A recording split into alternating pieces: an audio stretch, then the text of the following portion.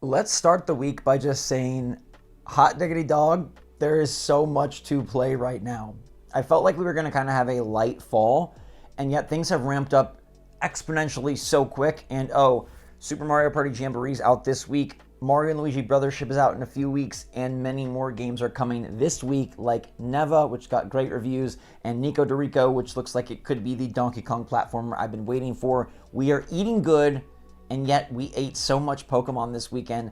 I'm feeling full with news, and so I got to get it your way. Good morning, Mario, and good morning, Switch fans. Hope you all had a fantastic weekend. Happy Indigenous Peoples Day, and happy Victory Monday for those of you that celebrate with your NFL team. Now, the Pokemon Massive Giga League happened over this weekend, and I've yet to talk about it, so I just wanted to give you my thoughts. I've kind of digested it, went through it, and holy crap.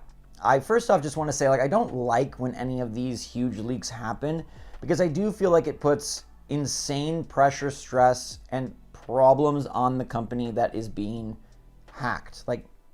You can't argue it's not a good thing, right? It is bad that somebody got hacked and all this information got out there. Now, there's a lot of fun to be had because people are looking and seeing old sprites from old Pokemon games, strange, creepy, bizarre stories that the Pokemon Company wrote but never publicized, looking at Typhlosion, as well as interesting details on future games. But I do feel for the people that are plagued by these leaks because it's not cool. Nonetheless, it is a major news point, so we will be covering it. And the major stuff here is, I think, confirming that Ounce is the codename of Nintendo Switch 2.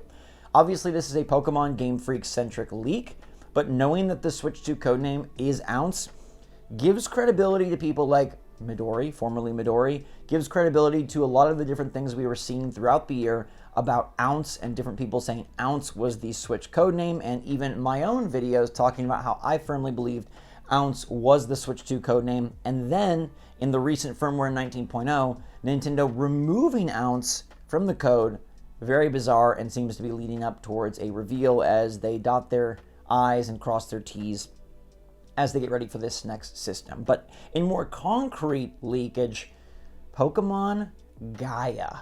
That is the code name for Gen 10, the big new Pokemon game with versions K and versions N. Version Kit Kat and version Nutella, version Carrot and version Nougat. What do we got going on for version K and N? Are those codename versions? I think Gaia's a codename, but I think K and N are probably what we've got. So we went Sword and Shield, Scarlet and Violet.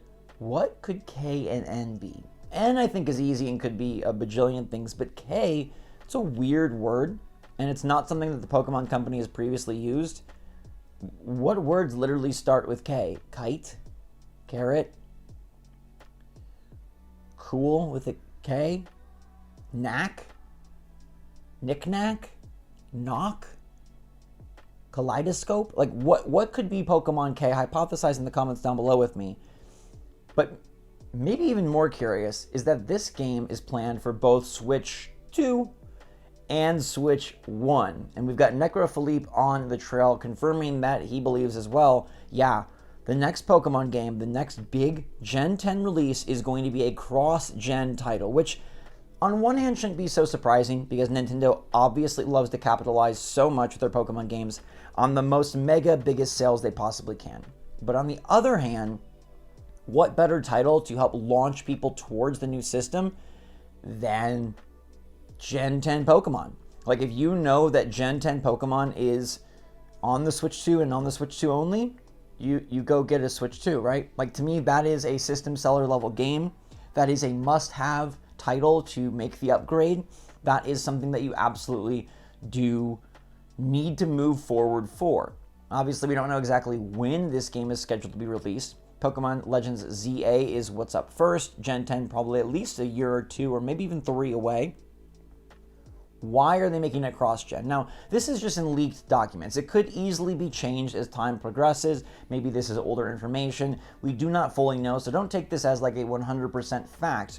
But it's interesting that Nintendo and the Pokemon Company are looking at Pokemon Gaia to be a cross-gen title, and that might open your eyes to how Nintendo views this transition. Maybe they're going to be making a lot of their games cross-gen and not really emphasizing as much of the exclusivity as maybe we hoped or expected. Now, if the Switch 2 is just a more powerful Switch, maybe this doesn't matter so much, as many of the consoles now take this approach. Oh, play it on Xbox Series X and it looks great. Play it on Xbox Series S and it looks okay. The big concern here, though, is for it to run and work on both, what are they leaving behind? What are they sacrificing? If the game still needs to work on Switch 1, well, what could have been if it only needed to work on Switch 2?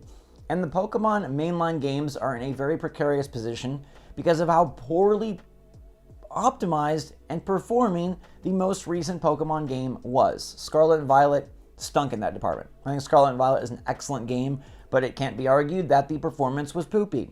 And they didn't really go about making that performance amazing. They kind of like tightened the dial a slight bit, improved it a tiny bit, but it never is where it's needed to be, and they just kind of didn't seem to care all that much. They weren't like sorry or apologetic or committed to making it perfect. They just were like, this is what we can do on the Switch 1. And it's understandable given the low-powered nature of the Switch 1, but if you're going to subject Gen 10 to that same set of hardware parameters, I feel like that is a huge misstep. I would understand Pokemon Legends ZA being cross-gen, right? It is a early window game. We expect it to come out early in the Switch 2 life cycle. That makes sense, but taking Gen 10 and saddling it with the responsibility of the Switch 1 seems like an oof. And I kind of hope that they have changed course internally, because obviously things change, right? We see in this leak that Pokemon Legends ZA was initially targeting a 2024 launch. That could have been when Switch 2 was also targeting a 2024 launch. Things change. Obviously, Legends ZA is not coming out in 2024. That is a 2025 game, so maybe Pokemon Gaia can also be a Switch 2 exclusive. I don't know. On one hand, it's great that they would expose Pokemon Gen 10 to the wide swath audience that has already purchased a Switch 1. On the other hand, I think what's best for the franchise and the game and Pokemon in general is to push that thing along, move beyond the Switch 1 and say, okay, we tried our game here. It was a great game. The performance sucked. It wasn't really fair to players. Let's make it better. And the way we can make it better is by leaving behind the underperforming hardware. I really hope that's what they choose to do. There's other knickknacks and details in this leak about more things that could be going on at the Pokemon Company, including a Pokemon multiplayer game that's supposedly similar to Splatoon. Not sure if that one's been canceled or shelved or changed. There was some verbiage about a Pokemon MMO. Obviously, within a development studio, they're trying new ideas all the time. They're checking things out. They're seeing what could work and what couldn't work. Not really clear how far along these things have gotten. I wouldn't hold your breath for either the Splatoon-like multiplayer game, whatever that means, or the Pokemon MMO. I think Gen 10 and ZA are probably their extreme focus right now, and we didn't really find out a ton about ZA.